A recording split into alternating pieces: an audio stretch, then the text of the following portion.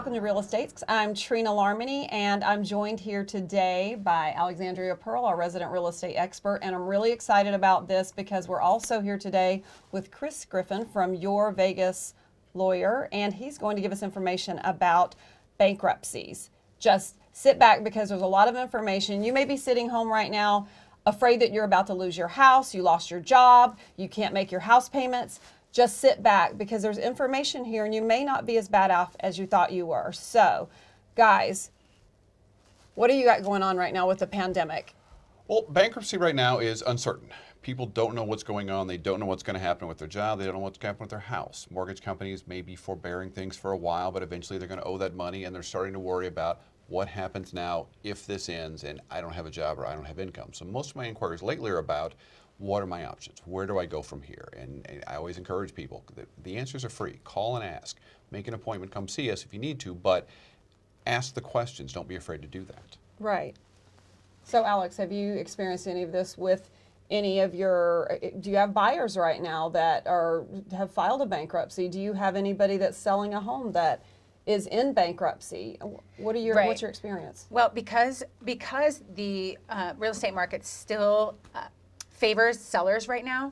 There's not that much inventory, so there's less buyers than there are sellers, which means that most of our sellers have more equity in their home right now. Okay. And homes are not sitting on the market as long, which is a good thing, especially if somebody is in a precarious financial situation and they're thinking about selling because they need to pull the equity out of their home. So in terms of my sellers, we're gonna have that conversation, kind of find out, hey, how's it going? Usually that's when they call me. They'll call me and they'll give me a little heads up as to what they're thinking about. And then of course, buyers and or my sellers who are becoming buyers, we have to talk about that. Also, what does that decision, if they go through with a bankruptcy or reorganization, what does that mean for on the other end, to buy or to rent even? So say you're a seller, potential seller, you've got equity in the home, so you might want to come forward to pull this equity out, sell the home, pull the equity out to avoid a bankruptcy, because this house payment that you're making, that you're maybe behind on or whatever, isn't the only debt that you have either. Right. Exactly. And so, it sometimes takes a lot of people, I would say, some amount of courage to come forward, because people feel a little bit, I wouldn't say guilty, but embarrassed perhaps about their situation. And the first thing I always say is, don't feel bad, right? Don't feel bad. Life happens. It's happening to a lot of people right now. So I have the situation right now where I have a client who has come to me. He happens to be a veteran, and he needs to sell because he needs to pull the equity out of his home. Okay. He's been able to get a mortgage forbearance, but he knows that that's not going to be able to continue indefinitely. So he wants to know what his options are. So we sat down for about an hour or so, and we talked about where does he start? So step one. What do you want to do? Do you want to stay in your home? Because there are options, and that's when they would come and talk to Chris if they're going to do that, right? Okay. Or option two, do you want to go ahead and sell and then rent or buy? So in this situation, he wants to sell. But because he had a past bankruptcy, I had him talk to a lender before we actually could sit down and have a real conversation about which direction we were going to go in. So after he talked to the lender, this particular lender explained that he needs another 9 months before the bankruptcy falls off, and then he can and do some credit repair. Then he can think about buying on the other end. So we're going to get him into a rental. But he's going to sell in the interim. He's going to sell in the interim. Yeah, he's going to sell. We're going to get him into a rental for at least a year, and then turn around and help him purchase when his credit is ready. Okay. So, but before we even got to that, it was like the conversation with the lender first, and then, I'd say, well, hey, if you, depending on how far behind you are, let's have a conversation with an attorney who specializes in this to decide which options is best, for him. That brings me to this question. Chris, what types of bankruptcies are there? And if I'm a person that wants to own a home, what should I do? The two major consumer bankruptcies are Chapter 7, which is I want to wipe it clean and start from scratch, and a Chapter 13, which is more of a reorganization. In a Chapter 13, you're going to work on keeping your house, keeping your car, keeping the things that you currently have, and you're going to make payments on those. What a Chapter 13 will allow you to do is get caught up on everything you're behind. So it is literally a reorganization, whereas a Chapter 7 is more of a, I need to walk away from these debts and get a fresh start. Those are the two basic, and they're pretty straightforward versions of of bankruptcies. When in Chapter 7, when you say walk away from these debts, because I don't know anything about it, does that mean you walk away from your house, your car, you don't have any of those things anymore that get you to work or to sleep at night? If you are current on your house or you're current on your car, you can keep them both in a Chapter 7. If you're behind on them, you don't have the option to try to catch up during your Chapter 7. So you'd be reliant on your lenders to work with you, and they're not forced to. Whereas in a Chapter 13, depending on how far behind you are, if you can afford to get caught up, a bankruptcy court can make that lender work with you and actually help you to get caught up. Okay. Okay. So let me ask you this. If I did want to go buy a home, or if I'm selling my home, am I required to disclose the fact that I'm in a bankruptcy to my real estate agent? If you're in a bankruptcy, there's no requirement that you tell anybody about it. However, I'm assuming real estate agents are going to ask these questions up front. Absolutely. Okay. If a client is a seller is going to sell their home, they do need to disclose that. It's part of our legal paperwork. Okay. Well, there's paperwork that goes along with it, and it's better to disclose up front. It's not a big deal. We just need to know what we're working with, Right? Because it's an extra step. You know, it's not only the seller who is there to the day-to-day questions and the showings, but it's also then once you get into contract, there's another level that we need to be communicating with, which is usually an attorney who's handling the case of the bankruptcy. Right. Okay. So if I want to go buy a home and I've had a bankruptcy, the doors aren't closed to me, correct? If I want to be a homeowner. No, not necessarily. Not Okay. at all. I mean, in our case, there are different types of lenders. So depending on the individual situation, that's going to determine what their options are. Some people are still able to have a credit score that will help them get into a situation where they can borrow money again, and others, it takes a little bit of time. So it just really depends on the situation. But it does not. No, some people have to wait a little bit. If they have extra cash, for whatever reason, then they can get into a home faster. So it depends on the lender. Okay. And I think you mentioned something about the more money that you have. In our experience, lenders are going to listen more if you've got more of a down payment too. It may be less of a problem if you have 50% of the value of the home and you just got out of a bankruptcy yesterday, as opposed to if you don't have a large down payment and your bankruptcy is a couple of years old. But you're exactly right. Our experience has been the same thing. Different lenders have different criteria, and the first thing you want to find out is if you're going to buy a house and you have that bankruptcy, talk to the lender, see if it's even feasible. And there are different types of lenders. There's the big financial institutions with the banks that we know, and then there's private lenders. So I always recommend to my client that they check out two different types of routes. Check them both out to see who can offer, the best interest rates, the best deals, and really get you qualified or not. So I'll assume that if are the private lenders, I'm assuming they might have a higher interest rate, or no? it just depends. So the private lenders have investors. So it just depends on who their investors are. Okay. You can't really say. It really is kind of, you have to check them out individually. So. Okay. Yeah.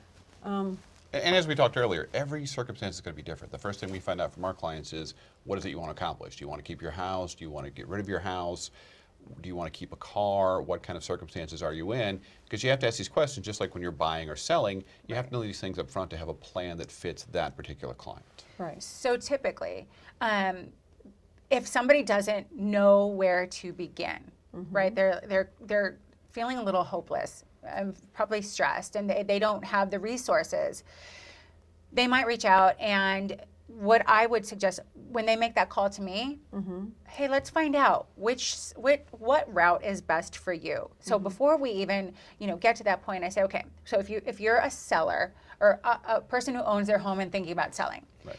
do you want to stay in your home, right? Or do you want to sell and pull the equity out? So depending on that route, okay, if you want to stay in your home, there might be other options. First, hey, let's consider, do you have equity in your home? Right. So if you still have good credit, and I'll introduce you to the lender, and a lender can say, oh yes, okay, your credit will sustain this this home equity line of credit, so you can pull the equity out and be able to then, make your payments. Or what does your loan look like? Are you still paying mortgage insurance? And if that's the case, mortgage insurance can add anywhere between $200 and $400 extra per month. Let's see if now the value of your home has increased so that mortgage insurance can fall off. And now automatically right there you're paying between $200 and $400 less per month, and sometimes that's all somebody really needs is that difference, right? So but if that's not the best scenario for them and they are in more dire straits, that's when I'll say, okay, well, that won't work for you. Let's have a conversation with an expert. Like let's figure out really truly if going down the bankruptcy route is best for you. Right. And then after they have a conversation with Chris and they come back and they say, you know what, I want to sell my house. I want to pull the equity out. What do I need to do? And then that's what we do. Okay, let's find out what your mortgage payoff amount is. Let's find out. The lenders have different requirements. You're still going to have to pay that back, but let's find out how they want it paid back. And then let's do our timing. Okay, so this is what we're going to do. And we're going to still do a comp on your house, find out the value, the range that we're going to be able to sell your house for. And we need to think about, okay, once we sell your house, where are you going to go? Will your credit sustain getting a new house? Right. Will your credit sustain getting into a rental? Right. Or are you going to stay with family or friends for a period of time to help, save money? So after that point, it's pretty typical in terms of selling the house, the process. We're going to get it ready. We're going to have you declutter. We're going to stage. Usually with me, there's some staging because we want to maximize, right, the value of your house, have the greatest impact, and sell it for the most amount of money that we can. And then we've decided on which other route where you're going to live after that. Right. But if that's not the option, then it's over to Chris. Right. Let's see how he can help. And a lot of times that's the key. You want people to have all the information they possibly can to make the decision. And unfortunately, sometimes people are worried about things and they make a quick decision without all the information. All we're suggesting is ask the questions. The questions don't cost any money. So, Chris, I'm a homeowner. Okay. Or I'm having some financial issues. I've already spoken to Alex about what I might want to do. Alex says, you know what, girl, you need to talk to a bankruptcy attorney. So I'm calling you. Walk me through what information I need to bring you, how you can help me look at this information and decipher a clear path for what's best for me. Generally, what we tell people is know your debts, just the generalities of your debts. How much do you owe? Who do you owe it to? Know your mortgage company and know what your income is. With those things, we can kind of tailor a plan to you. But much like with Alex, our first question is going to be, what do you want to accomplish? What is your goal here? Do you want to keep the house? Do you not want to keep the house? Are there things that you want to address in your bankruptcy, like you have IRS debts, like you have student loans? There are things that bankruptcies will address that you can't necessarily do anyplace else, but it may not be the best path. So the question is always, what do you want to accomplish and how can we help you to do that? So Chris, I've lost my job. I have no income. I've got a house. I've got debt. I've got student loan debt. I've got some IRS debt from the past few years. Help me. What do I do? One of the interesting things about bankruptcy is you're asking the federal government to forgive your debts. Well, some of the debts they don't forgive are the debts you owe to the federal government. Student loans currently are non-dischargeable in bankruptcy. That may change. We have a new president who's pushing this. There are some new bills in Congress that will address it. But for now, you can't get rid of student loan debts in a bankruptcy. You also can't get rid of IRS debt typically. Some of it may be old enough, some of it may qualify. But as a general rule, the federal government doesn't forgive their own debts. So what I would suggest you do is, we talk about what your income is, what you can afford, what you can't afford. But with regard to an IRS debt or a student loan debt, Bankruptcy may not help you. You may need to address those directly to the lenders or to the IRS, and they may be willing to work with you. I know during the pandemic, for instance, you have lots of student loan lenders who have put things off for 6 months or a year, much like mortgage lenders. But after the pandemic ends, how they deal with that debt is going to be the big question. I know mortgage lenders, some of them are writing it right back into the loans. Whereas with a student loan debt, we don't know what they're going to do with those. We don't know if they're going to go back and they're going to recalculate your interest. We don't know how those things are going to change. But the short answer to all of that is, if you're coming in and those are your circumstances, I may say to you, a bankruptcy may not be the best bet for you right now because it may not solve your problem, which is why the first question always has to be, tell me what you want to accomplish. Okay. Now, when you mentioned earlier the Chapter 13, which is restructuring, Right. and you're paying things back. Correct. And you have to continue making payments and then also make payments towards the debt that you were behind on. Correct. Now, is that if I couldn't afford to make those payments in the first place, That's fair. how is it the same? Say my debt was of $800 a month and I got behind on it and I'm way behind on it, and now I'm $20,000 behind on it and I still owe the $800 a month. Right.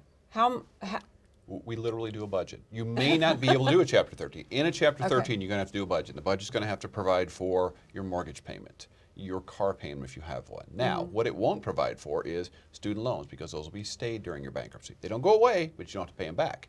IRS debt can be rolled in. What it would do is it would consolidate all of your debts, and you'd make one payment based on your budget that you can afford. Now, if it turns out that payment won't get you caught up over 5 years in your mortgage, then a Chapter 13 won't work for you. But if it would, then it would allow you to pay the mortgage over the 5 years rather than paying back your credit card to 20% a month. And at the end of that 5-year period, the other debts would be forgiven. Your credit card debt would go away, potentially other debts, whether they be short-term loans, things like that would go away. But you would be able to at least get caught up on the things that are most important to you, which theoretically in that circumstance would be your house. And so, question, right? Yes. So the person who's in this situation and they're feeling stressed and overwhelmed, and they come and they talk to you, and they're getting some relief about, okay, I have these options. Right. Do you help with talking with some of their creditors or the lenders? Do you help facilitate that conversation between their creditors and the part that you're helping them with, which is the structuring of the situation? Generally, no. Now, with Okay. a lender, like a home lender, maybe, Right. because we may reach out to the home lender and say, here's where we are. They're looking at filing a bankruptcy. And the lender may say, okay, great, we can accommodate this because generally that gives us a clear route. Either they're going to keep the house or not going to keep the house. Credit card lenders, things like that, we don't generally reach out to them and say, here's what's going to happen, because the first thing they're going to do is try to collect on their debt, which means they may file a lawsuit. They may come to you directly and try to collect debt from you, whereas what we want to do is we want to plan a much larger I guess a much larger scheme for you where you're going to address all of your debts at once. The difficulty over the years has been with restructuring is even if you go to one of those companies that helps you and says, you know what, you pay us one payment a month and we're going to pay your lenders. Well, they have to pick a lender to pay each month. And those lenders don't necessarily have to abide by those rules. There is no contract between that person and the lenders. So if your credit card company says, you know what, I'm tired of waiting, I'm just going to sue you directly, you really can't stop that. Even if they've come and talked to you? In a bankruptcy, you can Okay. stop that, though. Okay. Yeah, outside of a bankruptcy, there's no way to pick and choose who you're going to pay. In a bankruptcy, the bankruptcy courts will decide who you're going to pay based on what you can afford, and the priority is always given to your secured debts, like your lenders. So who's doing this negotiating on my behalf if you're not talking to these people? In a that I owe? bankruptcy, the negotiation is all about how much you can afford to pay back. We do your budget. We sit down, you and I would sit down, we would do your budget, we'd talk about what you spend on food each month, we'd talk about what your health insurance costs. And based on that, we'd figure out how much you can afford to pay to the trustee. After you've paid all of your household debts, Right. the rest of the money goes to the trustee. The trustee then decides who gets paid, and there's a priority to it. Secured lenders like your mortgage company get paid first. Okay. Unsecured lenders are going to get paid last. If there's no money left for them, then they just don't get paid. That's why a Chapter 13 is better than just sitting down with your lenders and saying, I'll pay you back when I can. Right. You can force them now to abide by the holdings of the court and the trustee. And if you've got the money, that's great. If you happen to hit the lottery during it, wonderful. You're going to pay all your debts back. Okay. But if not, and unfortunately your circumstances don't change during the bankruptcy, you don't make more money, then you're probably just going to pay back whatever you can afford to pay. And those lenders that don't get paid, if they're unsecured, they're going to go away. So somebody's getting the letters, the collection letters, Right. or the phone calls, and they want those to stop because that's stressful for them. Right. So they've gone through the process and they decide either way, right? Chapter 11 or chapter 11, or I mean, 13, 13 or, right, 7. So they pick one of those two. They have paperwork. I mean, at that point, do they, right? They have to communicate, obviously, with those particular creditors. Actually, they don't. The court will. Okay, so here's that's what they happens. want, right? Right. If they can kind of take a step back and kind of take that off their plate. Absolutely. Okay. Once you file the bankruptcy, Right. a notice is automatically sent to every creditor you list. Now, it's important you list all those creditors. We usually will pull your credit report, we'll list all the people on there, and if there's anybody else you owe money to, we'll ask you to include them. But they're going to get notice directly from the court there's been a bankruptcy filed. And they know as soon as they get that notice, they can't contact you as a debtor any longer. That's the part. But what if they do?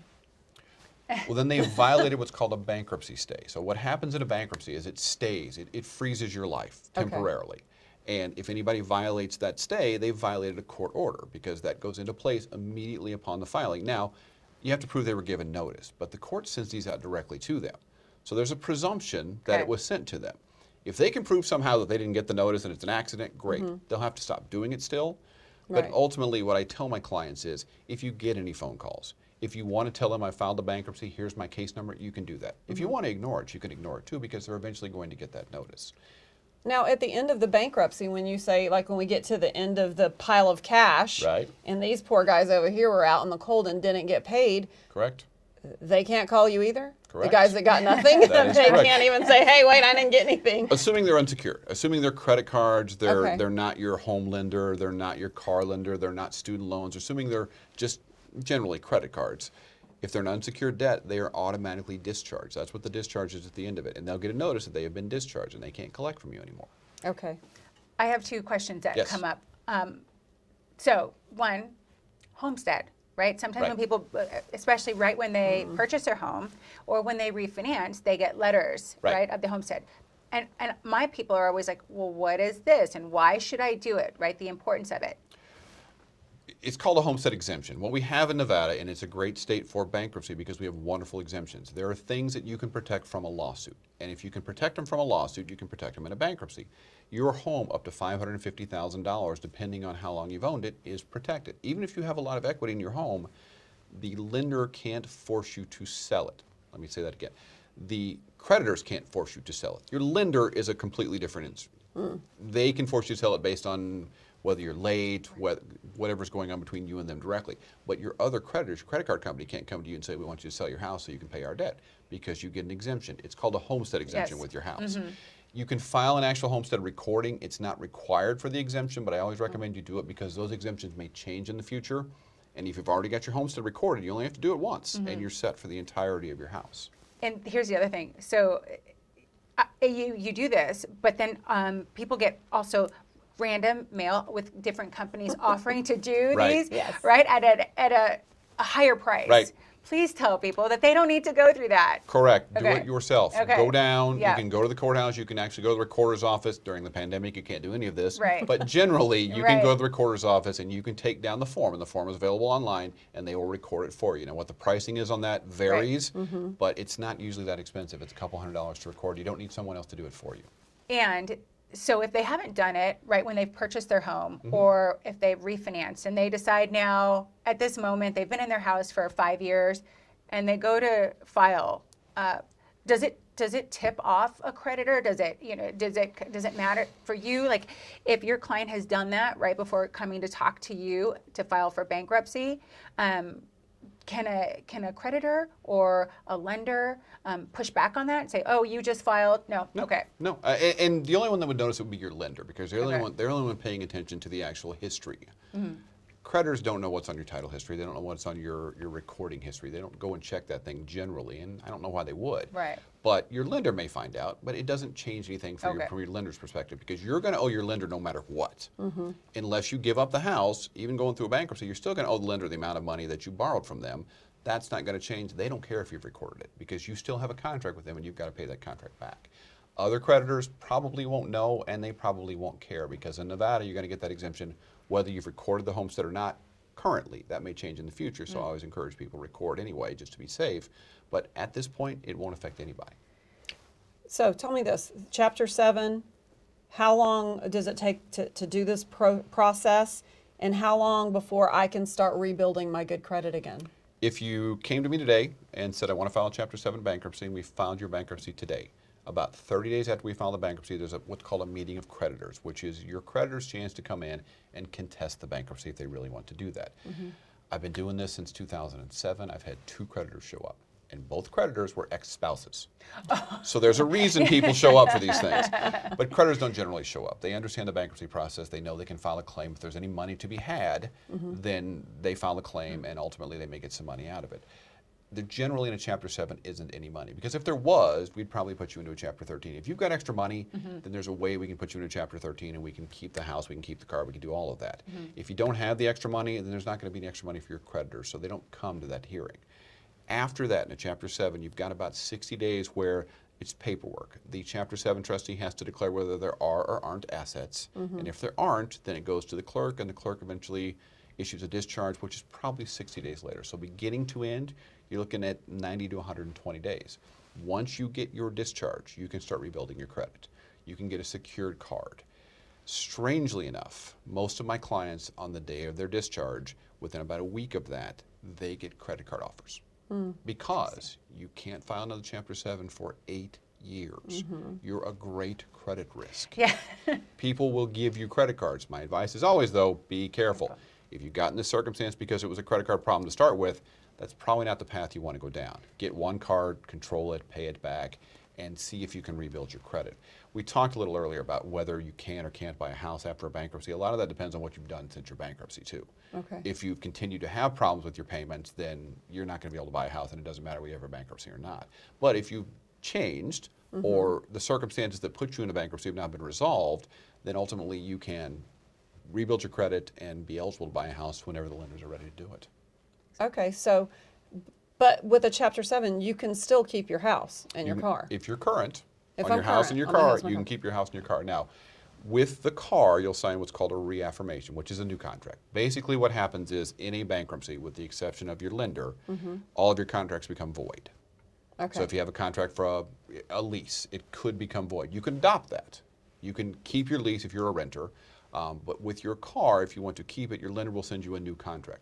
Same terms, same amount of payments, nothing changes, but it's a new contract that is now written after the bankruptcy. So now you're going to have an obligation to pay that back no matter what happens in the future. And if you were in good standing with that car payment, they're not going to go, oh, wait, you just filed a bankruptcy, you're a risk, I'm not doing this. They do not want your car back. Yeah. Okay. I can tell you that right now, because they can't sell it. They're going to sell it at an auction, they're going to take a loss. They'd rather have you pay off the original amount. They'll work with you. Okay, and then what time frame are we looking at for a Chapter 13? Chapter 13 is at least 3 years. It can be from 3 to 5 years, anywhere from 36 to 60 months, and that depends a lot on your circumstances. As we talked earlier, if your income is limited and you need to pay back, let's say $20,000 you're behind on your mortgage, well, if we spread that over 36 months, that's going to be a much bigger payment. But if we spread it over 60 months, your payment's going to go down, it may be more affordable, and by the end of 60 months, you're caught up on your loan. Okay, and then when that happens and you're done with that, and now you're sitting pretty, maybe you're even in a better financial position, then your student loan kicks back in? It does. Because it's It been does. it's on ice for that It's whole on ice time? for that long, correct. Okay. Now, again, all these things could change, and over the next 5 years, a lot's going to change with regard to student loans.